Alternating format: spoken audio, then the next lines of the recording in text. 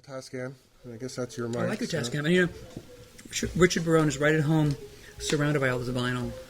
Yeah, I mean, I am a collector of vinyls, records, so that's why I have it's always fun to come here to perform as a record collector, because I'm surrounded by things I like.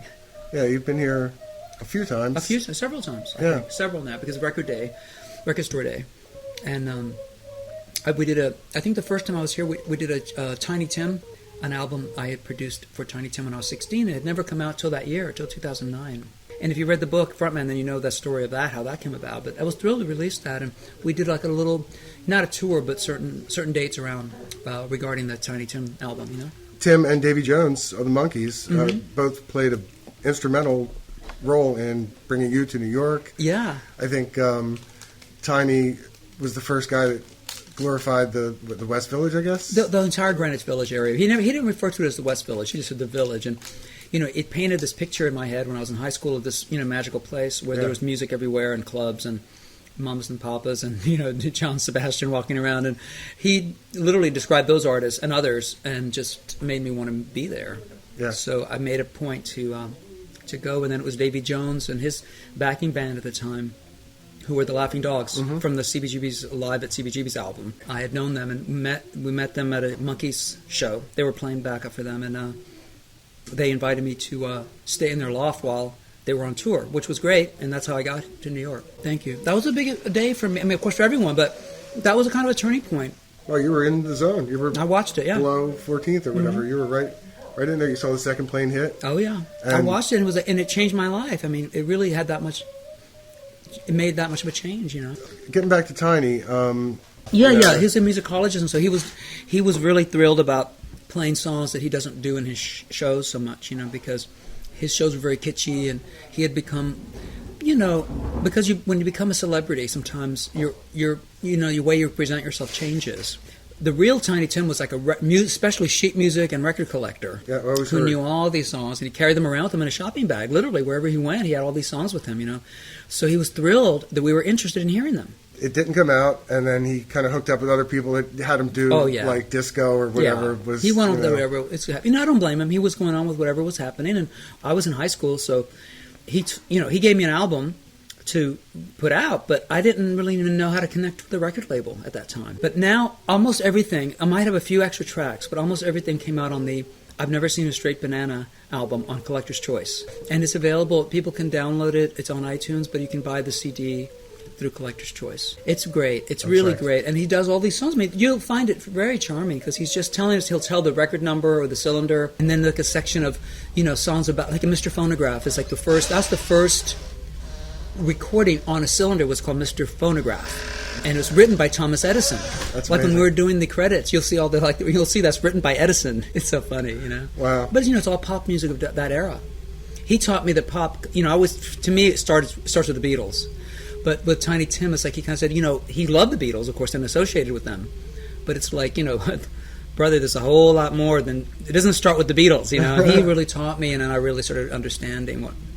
As you know, I love records, and when I was in high school, around the same time that I met Tiny Tim, I started working in a record store.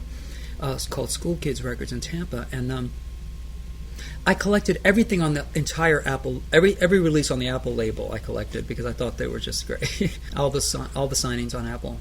So that's how I heard about Lon and Derek. And then the Beatles. You mentioned that Beatles recording sessions book, which I loved, and I love it pulled too. my copy out. Well, I'm not really an engineer as much as I do engineer a little bit. Ambient room sound versus digital. Yes, right. And digital eats up the room sound, so you have to add more.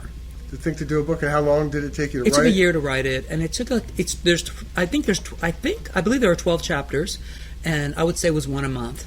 A literary agent who I knew just approached me one day and asked if I would consider writing a book, and I said, well, yeah.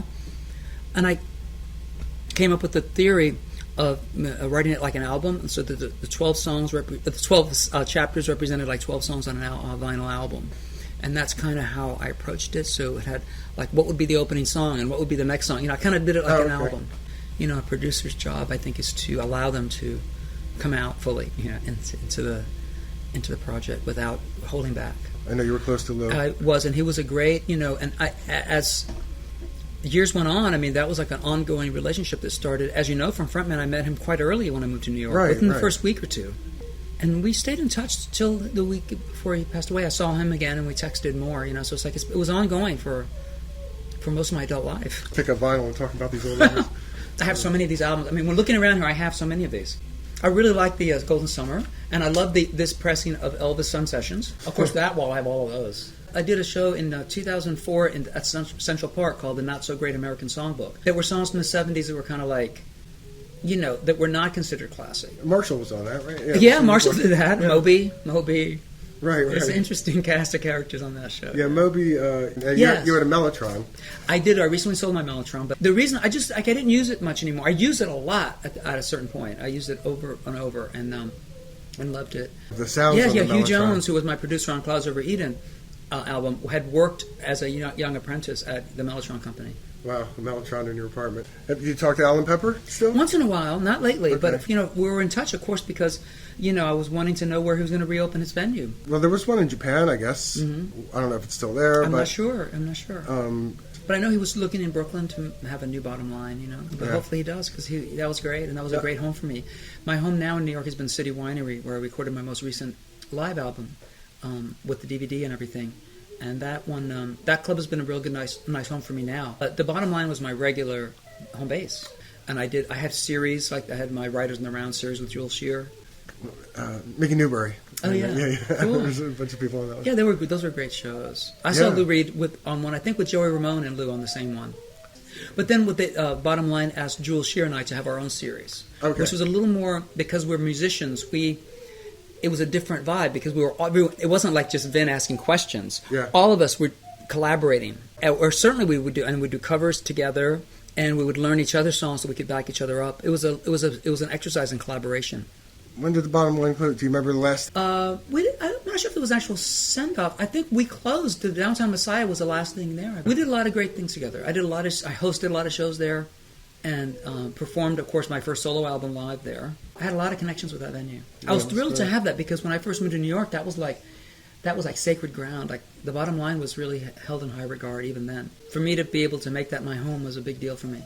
You pretty much, started the place by playing in the back room Yeah. and then convincing them to, and it just grew from there. It was and everything. wonderful. That was a wonderful time. But again, the Bottom Line existed, and those two clubs were great homes for me for different reasons. Yeah. Maxwell's is like a birthplace, and the Bottom Line as a place where it seems like I could really stage some pretty big scale events. I mean, the Downtown Messiah was on a large scale, really. It was a big show. Yeah. It ran for 7 years, and it was a national broadcast on public radio each year. I know there's one pretty good book out there. It's pretty good, but a very dear friend of mine is writing a more concise and comprehensive biography, and that I've read many times. I've been helping him edit it a little bit, and he's a young writer. And I met him because he interviewed me for his book, and then I've helped him out with the project. But that's a very comprehensive book on Tiny Tim, interviewing everyone who still survives, who knew him. That book was like a meditation for me, and a lot of ideas and thoughts came to me as I was writing it that I had forgotten about. Oh, my, is it really? I That guess late? Is it showtime?